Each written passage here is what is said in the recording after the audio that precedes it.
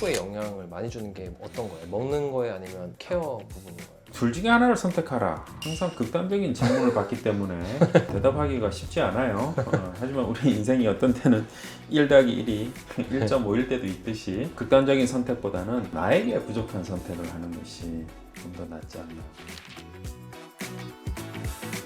안녕하세요. 저는 압구정동 DM 피부과 전문의 신영익 원장입니다. 오늘은 10년 젊어질 수 있는 방법에 대해서 이야기를 나누겠습니다. 첫 번째 질문 중에 스킨보톡스하고 리쥬란이 주사 한 방에 피부를 젊어지게 한다. 리쥬란 같은 거는 누구든지 언제든지 맞을 수 있는 거예요. 근데 요즘은 그런 얘기 나와요. 리쥬란 맞고 효과 잘 모르겠어요 라는 얘기도 있어요. 실제로. 물론 좀 더 건조한 사람, 피부가 좀 더 거친 사람, 시술 경험이 없는 사람, 이런 사람들이 좀 더 큰 효과를 느껴요. 마치 배고픈 사람이 음식이 다 맛있고 목마른 사람이 물이 맛있는 거와 똑같아요. 그럼에도 불구하고 리쥬란은 적절한 때 맞으면 모든 사람에게 도움이 된다. 그렇게 말할 수 있어요. 우리가 흔히들 유튜브나 이런 데서 이거 하나면 돼, 이건 절대 안 돼, 이런 식의 제목을 많이 붙이게 되는데 그런 제목을 붙이는 것을 충분히 이해는 하지만 현명한 청취자라면 그런 것들을 선별해서 볼 줄 알아야 되겠는데, 그것은 결국은 우리 같은 유튜브 채널, 비록 재미없어 보이지만 봐주셔야 된다.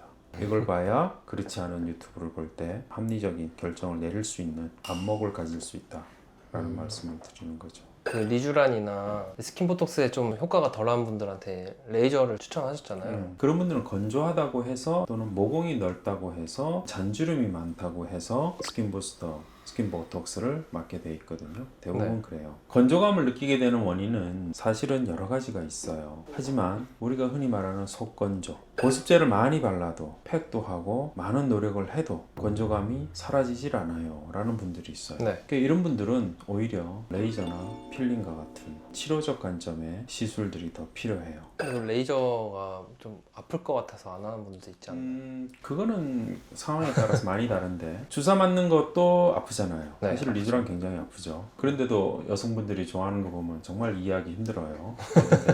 아픔은 참을 수 있어요. 원하는 목표를 위해서는 분명히 참을 수 있고, 또 마취 연고를 충분히 발라주는 사전 준비 과정, 저희 병원에서는 중요시 여겨요. 그런 사전 준비 과정이 충분하면 제 경험적으로는 99%, 거의 대부분이죠. 거의 모든 환자는 실제로 잘한다. 극단적으로 효과를 좀 기대한다. 그랬을 때 레이저가 좋아요? 아니면 리쥬란 이런 게 훨씬 좋아요? 어떤 게? 그럼 본인이 판단하기 참 어렵다고 솔직히 말씀드려요. 의사나 이런 병원 측의 의견, 상담 후의 의견을 충분히 본인이 고려해 줘야만 돼요. 근데 아까 말한 것처럼 내가 이미 리쥬란을 경험을 해봤고 그로 인해서 좋은 경험을 많이 느꼈다면 또 선택할 수 있겠죠. 당연히 자신의 경험에 기반한 선택이 될 수 있고, 대개의 경우는 그 경험이 실패하지는 않아요. 그게 아니라 그냥 나는 아무것도 모르고 그냥 피부가 좋아지길 바래요 라고 말을 한다면 리쥬란도 선택지, 레이저도 선택지, 그거는 직접 상담을 통해서만 결정하는 것이 현명해요. 물론 돈이 많다면 둘 다 하면 돼요.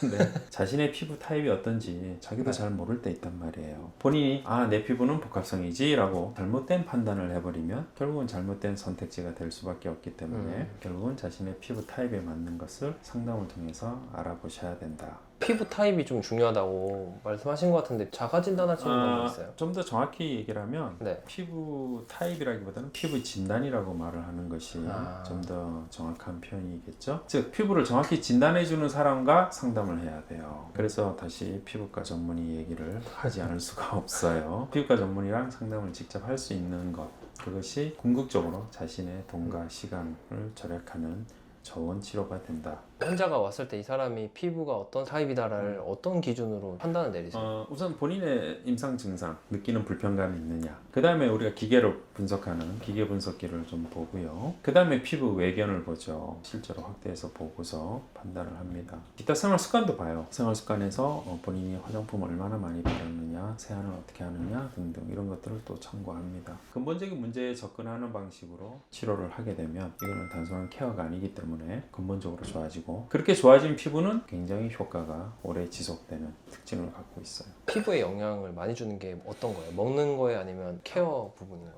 둘 중에 하나를 선택하라. 항상 극단적인 질문을 받기 때문에 대답하기가 쉽지 않아요. 하지만 우리 인생이 어떤 때는 1 더하기 1이 1.5일 때도 있듯이 극단적인 선택보다는 나에게 부족한 선택을 하는 것이 좀 더 낫지 않나. 피부 또한 나에게 부족한 걸 찾아야 된다. 즉 다시 말해서 내가 극단의 다이어트를 하거나 아니면 식단에 전혀 개의치 않는 이런 네. 사람이거나 또는 극단의 편식을 하거나 뭐가 됐든 다 좋지 않죠. 많이 먹는 사람은 일단 적게 먹고 봐야 되고요. 편식을 하는 사람은 자기가 먹던 것만에서 벗어나서 그렇지 않은 음식을 먹어봐야 될 거고요. 극단의 다이어트를 하는 사람은 일단 단백질부터 먹어야 돼요. 이런 것들이 치료의 시작이죠. 그 다음에 생활 습관도 마찬가지예요. 클렌징을 너무 많이 하는 사람이 있어요. 이런 사람들은 되게 이유가 있어요. 메이크업을 많이 하기 때문에 클렌징을 충분히 해서 잘 씻어내야 된다라고 생각하면서 클렌징을 많이 하는 사람이 있고, 또는 어떤 사람은 클렌징의 중요성을 전혀 몰라서 클렌징을 안 하는 사람도 있어요. 다 자기가 잘못된 생활 방식을 갖고 살아온 거죠, 지금까지. 그래서 이런 경우는 그 반대로 클렌징을 너무 많이 하는 사람은 클렌징을 줄여도 돼요, 실제로. 네. 줄여보면 피부가 편안해지기도 합니다. 그리고 클렌징을 안 하는 사람은 클렌징을 해보면 되려 피부가 편안해지기도 해요. 그래서 이러한 것들은 전문가와 상담을 통해서 진료 후에 결정이 돼야 될 부분이다. 또 이제 먹는 거 얘기 나와서 궁금한 게 건기식을 요즘 많이 먹거든요.